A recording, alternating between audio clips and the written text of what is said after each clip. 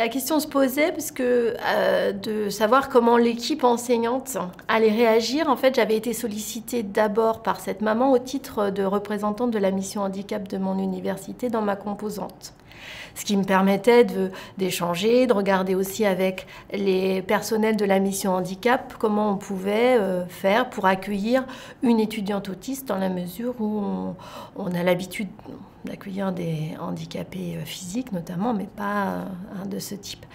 En ce qui concerne mes collègues, c'était principalement mon chef de département avec qui j'ai échangé, qui est très sensible par nature, c'est quelqu'un de très très humain.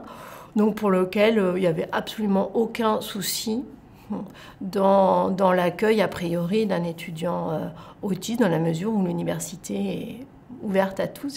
Après un an passé aux côtés de cette étudiante, je un peu revisité mon point de vue, surtout sur l'idée que c'était facile, hein, si on avait des bonnes intentions, l'envie de faire réussir l'étudiante, que ça allait être réalisable facilement. En fait, ce que ça m'a appris, c'est un peu plus de modestie, à aussi se dire qu'on n'est pas là pour changer le monde, juste pour essayer de l'améliorer un petit peu, et que c'est possible d'intégrer une étudiante autiste, mais c'est loin d'être facile. Il ne faut pas présenter ça comme allant de soi.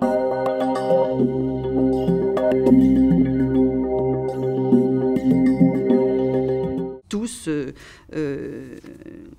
en témoignent, hein, communiquer, c'est très difficile, c'est très coûteux en énergie, etc. Ça leur demande beaucoup d'efforts, alors que pour nous, c'est quelque chose de naturel. Et bon, ça fait partie en effet des aspects de l'autisme qu'on doit justement communiquer aux professionnels qui accueillent ces étudiants. Alors généralement, avec mes camarades de classe, généralement, je communique pas trop avec eux.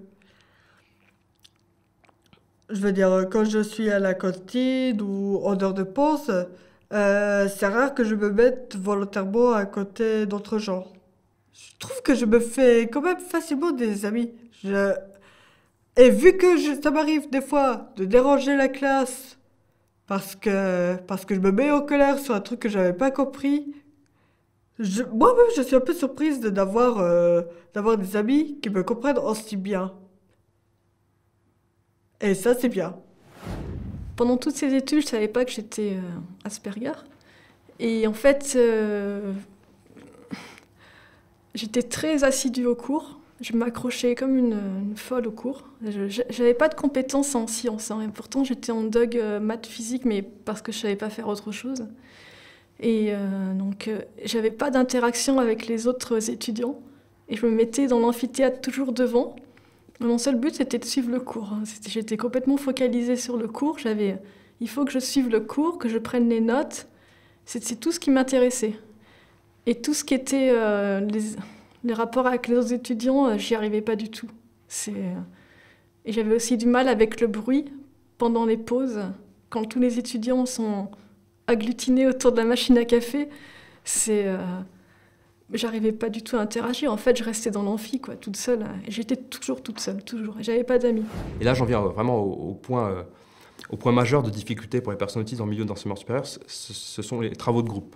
Ça, c'est une difficulté qui, pour moi, c'est la pire des difficultés, la plus totale. Je trouve vraiment cela dommage qu'on accorde l'importance au groupe et plus en l'individu. Certes, le groupe, c'est très important, mais on ne devrait pas tout faire en groupe. Parce que si on fait tout en groupe, le potentiel d'individu, il s'exprime où? Alors pourquoi c'est une difficulté maintenant pour les personnes autistes? Alors pas que pour moi, là, je vais vraiment me permettre de parler au nom de beaucoup de personnes. C'est que dans le groupe, il y a, déjà, quand on nous demande de faire un travail de groupe, ça peut paraître bête, mais comment on travaille en groupe? Ça, on ne me l'a jamais appris. J'ai aucun code pour travailler en groupe. En gros, même dès le premier jour de cours, l'enseignant, en gros, il fixe ses objectifs, il nous dit vous avez un dossier pour rendre à la fin, il faut le faire en groupe, vous mettez par 4, vous débrouillez. Ça, c'est une horreur. Eh bien, l'aspect le plus compliqué du travail de groupe, c'est justement réussir à se mettre en groupe avec d'autres personnes. Ça peut paraître bête, mais pour les personnes autistes, c'est une énorme difficulté, mais géante. Quand on n'a pas les capacités de pouvoir travailler en groupe de manière instinctive, de pouvoir dire « Ah, tu te mets avec moi, tout ça », de manière spontanée, c'est vraiment pas possible. On se retrouve souvent le dernier à être seul. Et je sais que j'ai ma petite astuce, alors pardon, c'est encore une fois personnel, j'ai développé ma petite astuce, mais quand les travaux en groupe sont globalement imposés, en fait, ça sous-entend souvent que c'est pas obligatoire. Donc souvent, pas tout le temps, mais souvent j'arrive à travailler seul, alors que tous les autres travaillent en groupe. Et globalement, ça se passe assez bien dans l'ensemble. Au départ, je redoutais, mais là, ça se passe assez bien. Et même à l'inverse, ça peut avoir un avantage parce que les enseignants pensent qu'on a mis plus de temps quand on fait un travail seul. Du coup, ça se passe bien et les enseignants parfois peuvent réussir à surnoter parce qu'ils pensent que quand on était tout seul, on a eu plus de difficultés, on a mis plus de temps, etc. Donc quelque part, ça peut avoir un avantage. Donc c'est le revers de la médaille. Tout ce qui est participation à une vie sociale étudiante, mais ça c'est quoi ce truc-là? Enfin, moi, j'ai jamais eu de vie sociale étudiante et ça, j'ai découvert à la limite a posteriori avec mon mari.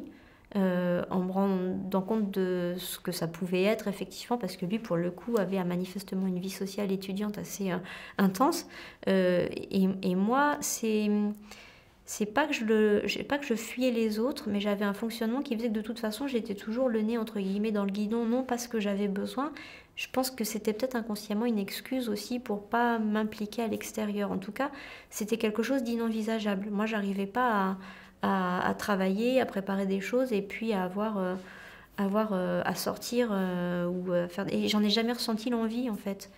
Donc j'avais tendance peut-être pas à fuir au sens positif du terme conscient, mais de facto à avoir une attitude de repli sur mes trucs.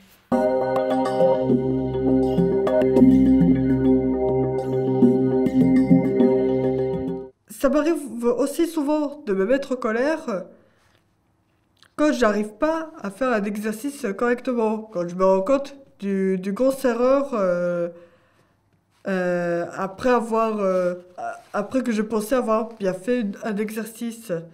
Pour moi, faire une erreur, c'est un peu comme perdre un jeu qui pourtant semble simple. Et ça m'arrive assez régulièrement de pleurer parce que je me considère comme nul. Et quand je pleure, évidemment, c'est pas super facile de calmer quelqu'un qui pleure, je dirais. En tout cas, moi, j'ai personnellement du mal à vraiment me calmer. D'ailleurs, ça m'a toujours surpris. Comment les autres personnes peuvent garder son calme devant un exercice qu'ils n'arrivent pas à faire. Je trouve que je trouve ça bizarre. Ça m'arrive de me mettre en colère ou en correction parce que je me suis rendu compte que j'avais complètement foiré une question qui pourtant paraissait très simple, que je pensais avoir fait les doigts dans le nez, sans se figurer.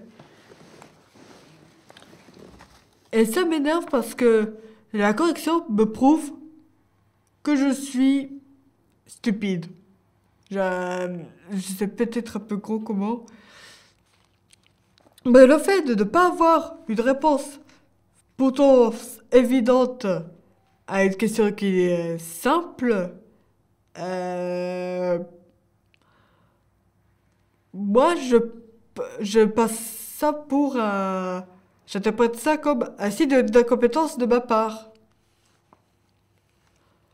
Soyons honnêtes, est-ce que vous avez envie d'échouer? Bien sûr, au fil du temps, j'ai quand même appris à être un peu mode perdante, mais n'empêche que je reste un peu mauvaise perdante sur pas mal de points. Et d'ailleurs, pour le cas opposé, à savoir quand je fais super bien un exercice, j'ai l'impression que c'est la situation inverse, que je suis super perdante. Moi, je suis genre, wouh, j'ai super bien fait l'exercice. Et bizarrement, quand les autres ils ont une super note, voire la meilleure note de la classe, il n'y a pas autant de joie, j'ai l'impression, qui ressort.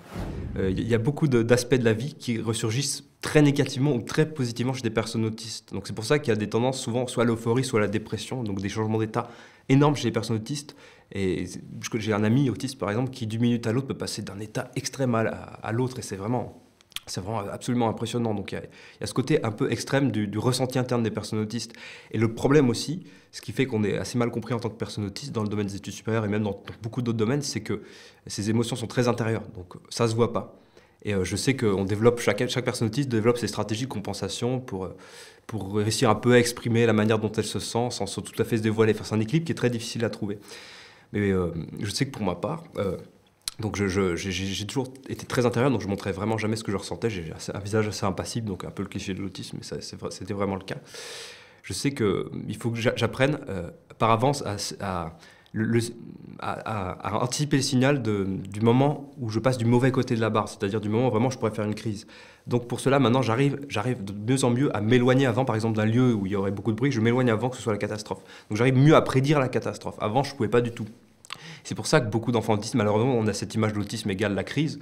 Les enfants autistes, c'est qu'ils n'ont pas encore la capacité et le recul pour réussir à anticiper les catastrophes et à faire la crise. D'autant plus qu'ils dépendent souvent d'un environnement familial qui ne comprend pas toujours les besoins des enfants. Donc ça s'exprime surtout du point de vue des hypersensibilités et hypersensorialités.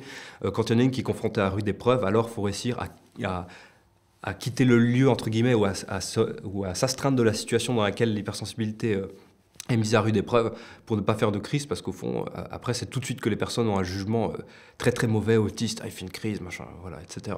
Donc c'est vraiment un apprentissage qui, pour moi, au quotidien, et je pense que pour beaucoup de personnes autistes, c'est le cas aussi. Dès qu'il y a un stress, qu'il y a un imprévu, une situation externe ou une hypersensorialité, c'est-à-dire quelque chose que je ne contrôle pas, alors le but pour moi, c'est d'arriver à anticiper le moment critique qui est la crise et de se détacher du contexte qui amène justement ce stress. J'ai appris à analyser les lieux où il n'y avait personne. C'est par exemple, je pouvais rester un quart d'heure aux toilettes entre les cours ou aller me balader même lorsqu'il y avait 5 minutes entre deux salles. Ne pas attendre dans le couloir, parce que le fait d'attendre, on se met dans une position physique qui est relativement fixe et on peut être soumis à beaucoup d'imprévus sociaux, de personnes qui pourraient nous demander quelque chose qu'on n'a pas prévu. Et ça, pour moi, c'est un stress absolument énorme.